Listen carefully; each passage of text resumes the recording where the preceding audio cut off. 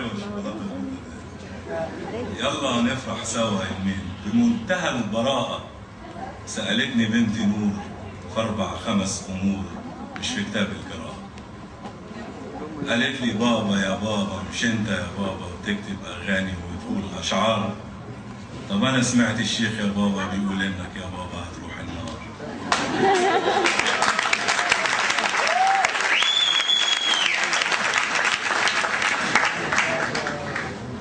بمنتهى البراءة سألتني بنتي نور في 4 5 أمور مش في كتاب القراءة. قالت لي بابا يا بابا مش انت يا بابا بتكتب أغاني وتقول أشعار؟ طب أنا سمعت الشيخ يا بابا بيقول إنك يا بابا هتروح النار زي الناس الوحشين الحراميين الكفار. قول لي يا بابا يعني إيه استعمار؟ ويعني إيه هرم؟ ويعني إيه نيل؟ ومين اللي حط النسر فوق العلم؟ قول لي يا بابا يعني ايه انتخاب؟ ويعني ايه حر؟ ويعني ايه نصاب؟ ويعني ايه كذاب؟ ويعني ايه هجاص؟ ويعني ايه اختلاس؟ ويعني ايه خصخصه؟ يعني ايه يا بابا معارضه؟ ويعني ايه مظاهره؟ طب ليه النهارده خدنا اجازه من المدرسه؟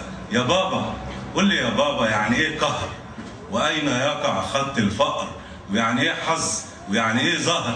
يعني ايه يا بابا انسان؟ يعني ايه حريه؟ ويعني ايه سرطان؟ يا بابا يعني ايه خربوها يا بابا؟ ومين دول اللي خربوها؟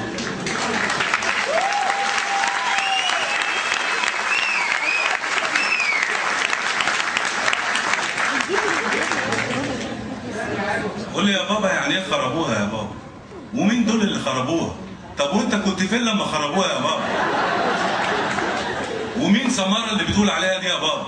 وازاي ضاعت من قلبك سمارة؟ يا بابا انت معايا؟ في ناس بتقول كفايه وعساكر ماسكين عصايه وبنات متعورين وتانيين بيضحكوا يا بابا. هم دول اسرائيليين يا بابا؟ قلت لها نور يعني صلي على النبي كده. هي قناه سبيستون رقم كام؟ خدتها عشان ننام.